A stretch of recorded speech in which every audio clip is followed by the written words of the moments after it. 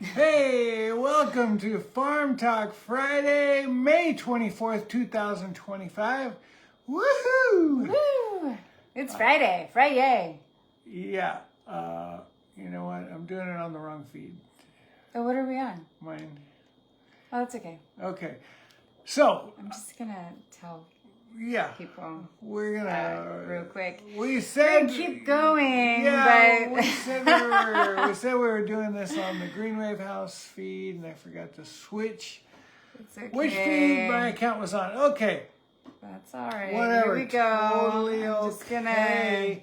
It's a beautiful day in Costa Rica today. Look, there's a beautiful sky.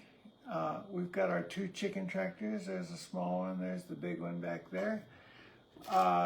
Chickens are healthy. Chicks are healthy, laying some eggs. I feel like only one is really laying the eggs right now, but that's okay. I think it's our biggest girl, Pecan. Yeah. Because she has the biggest eggs. Yeah. So. So we think. I mean, we don't really truly know. Yeah. But out of those two in that house, I only see her up laying. We think Crema's just decoration at this point. I feel like I should. I could like mount some like infrared spy cameras up in their roost, in their nesting area, and see what's happening at night.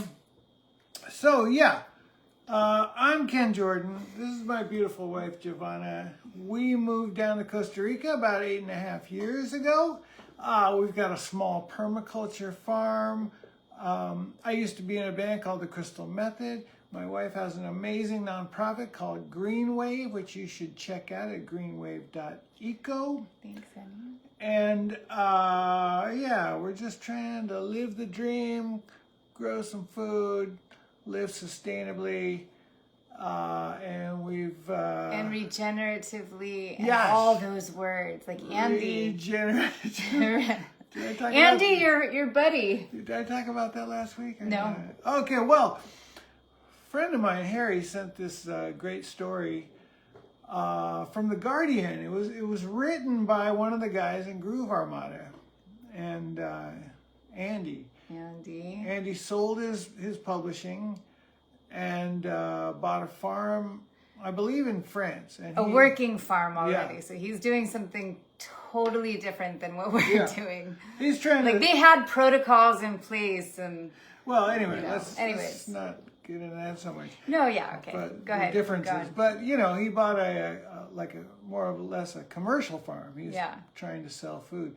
But he's trying to feed people. He's doing it, it seems like, with all permaculture principles. He's calling it regenerative, which is basically the same thing. But it's a really great story. I posted it on Greenwave House page, so check it out. I thought you posted it on your personal page, too. Maybe both. Okay. This is what I'm saying. Anyway, so listen. We always talk about the advertisement first. This week, I put it up so fast. You didn't see it? It looked like maybe an ostrich's kneecap or something. Yeah, it was weird. Sometimes I change it up a lot for our advertisements. And, you know, even before we saw the most recent movie for movie night that Ken does, Sausage Party, which I'm not sure I would recommend. I would probably say I wouldn't recommend it. No, it's funny. It's a great movie for horny 15-year-old boys. Yeah. But anyway, before I saw that movie, I've always seen faces in food. Well, plants and yes, I see faces everywhere, and so But I also wanted to take a picture of what I did for that reason, because I saw kind of like a face in it. So it's a papaya tree. It's the trunk, but then around it is cotton, and so I put the cotton around it to protect it from the leafcutter ants. Oh, okay. And so this week, I've been out working a lot, and one morning I saw our next door neighbor, Pippa, and I was like, hey, Pippa, I just wanted to let you know that I found a biriba, which is her favorite. I'm like, it was in the nursery and I'm going to plant it. So we planted them last year. She wanted like a ton of them and they all got eaten by ants and they could not recover. And so it was really sad. She's like, oh no, and we have to protect them better. And so I found the one and I was like, hey, if you can tell me something to do to protect it. She was like, cotton. I was like, okay, I have cotton, you know, and that's another great use because like we do use it for medical things, but you know, luckily, even though I kind of look like I'm like a cutter. So wait, so the look at that one. So the leafcutter ants are repelled by the cotton? It's not like they're like repelled by it, but they don't like it. Maybe they don't like to climb on it. Maybe they get stuck in it or something, so they might avoid it. Let's try anything. We're trying anything and everything, and it puts the cotton to work, you know, because it looks pretty in the house. Now the only bad thing about what I did, because I was like, oh, cotton, great. That's a fantastic idea. I'm going to put cotton around other things I know the leaf cutters want, like our papayas, these bougainvilleas that I just planted, which the flowers are edible, by the way, and you can put them in drinks and color the drinks. In case you didn't know that, boogies have an edible flower. But I didn't de-seed them. And so it's highly likely, because this type of cotton replants itself very easily, that I'm going to have like little mini cotton plant farms growing around all of these plants, which is fine because I know how to spot them and I'd be able to pull them and then transplant them later. So it's actually not that big of a deal, but I just wanted to do it, get it done. All right. So the picture this week is the papaya, kind of like a face in the trunk, but then showing the ring of cotton around it to show that we're trying to protect with something that we grew. Cool. You know, we grow cotton and we're using it, and there we go. So my wife has been working so hard lately. Yes. And you still look beautiful even though you're a war-torn farmer girl. This is one from today. I think I had, was it this arm? Is it this one? Yeah, there it is. Yeah. It's like a little stripe. It's like, yeah. I came in the other day. I was like, look at me. And Ken looks very concerned sometimes. I was joking around the other day. I'm like, I kind of look like I'm a cutter. He's like, what? And then he looked at me and he's like, oh my God, you do. Cutter would be someone with suicidal tendencies, have scars all over their arms. Well, yeah. You know, and I'm not making fun of those people that are in pain and doing that to themselves. I too once was young and had suicidal thoughts. So okay. Anyway. So but I'm here. You can make it through. What do we have to show people? Well, we have a moon calendar, which is really exciting to me, at least. So Adriana, who works with us, like a couple years ago, she gave me one. And then, I don't know, she's been working for us for kind of a long time now.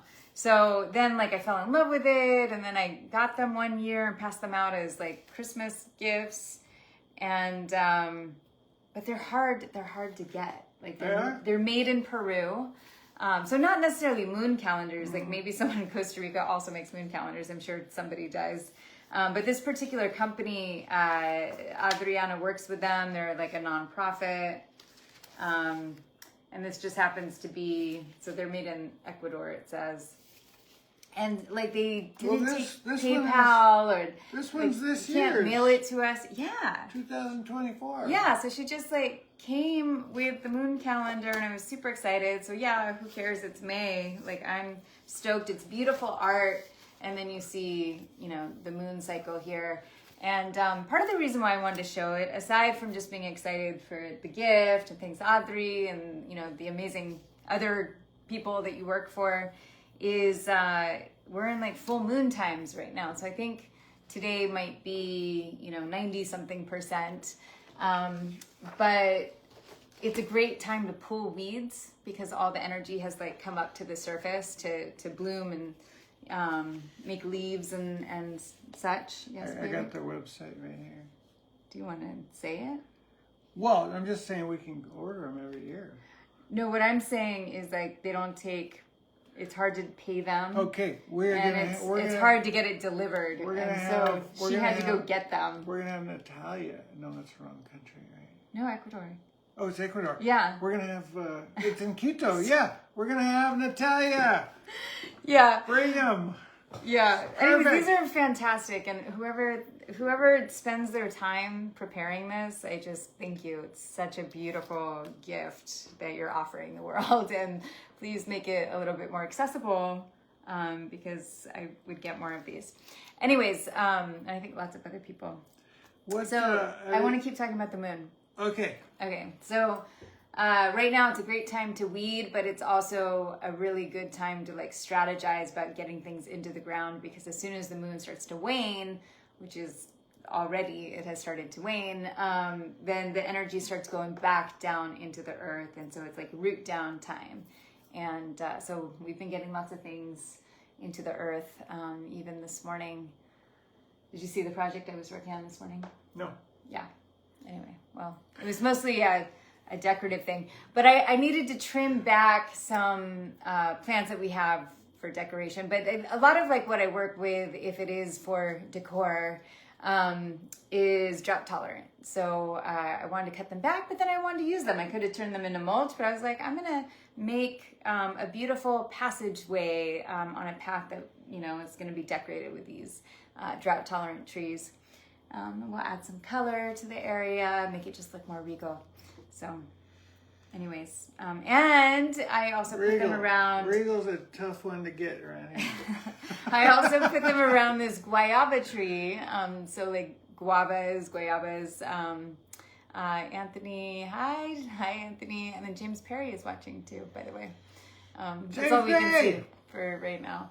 But anyways, this guava tree has beautiful shade. It's joined with like another tree, and we recently put these like beach chairs underneath there they're not like dangerous to sit in, but like they're too I don't want to say junky. They look fine under the tree. Let's just put it that way. There was 4 of them, so we put them there. And so now for the community, we have like a little space. And so I put some of those plants around there too, cleared out some of the leaves, used those leaves for the yin yang garden earlier, which we'll talk about later. Anyway, lots of work this week. In other farm news, it's Stanley Cup playoffs time. And so I want to know from James who he's pulling for. I'm pulling for Oilers and Rangers. That's what I'm hoping for in the finals. All right, that was really not really farm news. Hi, Mark. Just thought I'd throw it in there. Yeah, that's okay. Have you seen any animals or anything?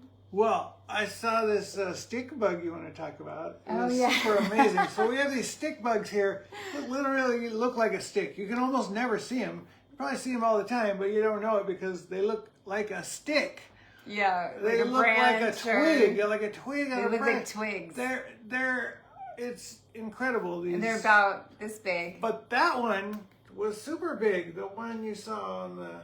Yeah, well, it was like a foot. Yeah. He was big, and I've had it happen before. Like, so I love cutting things. That's my thing. Like, I love trimming things back and making mulch, chop and drop. Like, that's super fun for me. And I was cleaning up the fairy garden, and I don't want to say I was working too fast, because after I accidentally chopped off an iguana's tail one time a few years ago, like not the whole tail, but part of it. And this guy was like a yogi. He was just like, whatever, I'm like, I'm so sorry. You're taking this so well. He was okay. But I was like, and now I will pay more attention to what I'm doing. But I was kind of working somewhat fast, but trying to keep it in mind, like, okay, be careful, because you might, you don't want to cut something else off. You could find a little tiny tree snake or something. And so it was this stick bug that I ended up finding, and it was totally fine. Like, I'm just glad that I was being very mindful. And I wasn't sure, actually, if it was a twig or not.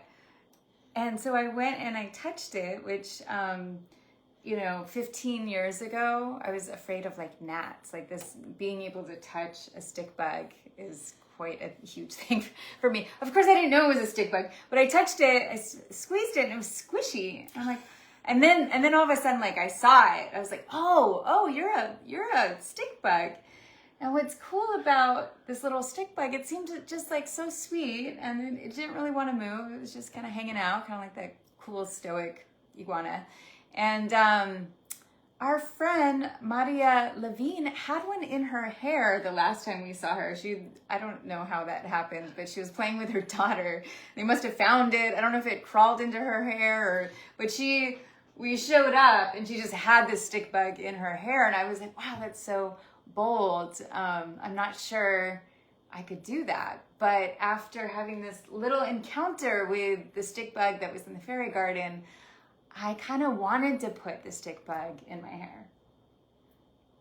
All right. I did. But did feel you that put way. it in your hair? No. No, okay. No, but I feel like it would be cute. Like, be nice to just had a nice energy to it. Like a big, like a skinny barrette. Yeah. All right. That is also your friend, you know? Hey, what about the bluebirds? Friends. Oh, yeah. I saw some blue birds today. Okay. So sometimes we have bluebirds that have like red feet. And they're like small. And those guys are super cool. And I haven't seen them lately. But these ones are more like a powdery gray blue. And they make a really beautiful song. And I hadn't seen them in a while and they're back. And the first time I had seen them ever, I remembered hearing a song that like I hadn't heard before and went out onto our deck and they were eating the berries from the huele noche, which is a type of jasmine tree that we have.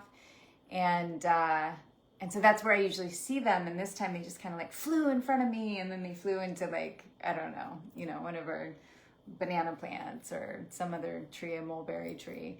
And it was just... I gotta call it in 1 minute. Oh. Maybe. That's okay. Well, anyways, hi be to late. Catherine and Natasha. Hey, Natasha.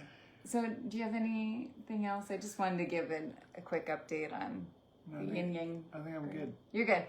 Okay, so last week and many weeks I keep talking about yin yang garden. I did a lot of work on that this week, and the idea was we were going to, this was my idea. So we've been in transition in this garden for, I don't want to be like years, but sometimes projects do take years. And so I don't know how long it's been, but we keep working on it. It's a long-term project. And so we had some bean plants in there trying to fix the soil last year, and I wanted to replant them. And so I broke up the soil a little bit. We moved the mulch that we had off, broke up the soil, put a nice layer of fresh tierra buena or compost, good soil, and then put leaves from that guayaba tree, like the new hangout zone, on top. Put the old mulch back, planted some of these beans, and it's looking really fresh. I also was clearing out the dead stuff, like the dead hair off the lemongrass, and I found like 50 baby trees growing in our front garden, like 50. So that was interesting. And it's so funny because they're just very cute and they like hang out in the bushes. Like, what? No, I'm not here. I'm not what? No. So that they can sneak up on you and so that you, I feel, like they'll grow behind something else that you're growing, because we have like these bean trees growing right now. And then, it's like you feel bad, like the bigger something gets. It's so much easier to pull it when it's smaller and then like replant that. But like the bigger it gets, like the more aggressive the removal has to be. So I'm glad that we caught it early. But yeah, unfortunately we can't have 50 trees growing in our garden beds. No, we can't. Anyways. But it's looking really good in the yin yang garden. Thank you. We should post a photo. Yeah, I did actually Okay, good. take a new photo. So and some videos on Greenwave House page. All right. Next week, we're going to be on the Greenwave House page for reals. All right. Okay. For my beautiful wife, Giovanna, I'm Ken Jordan. This has been Farm Talk Fridays. See you next week.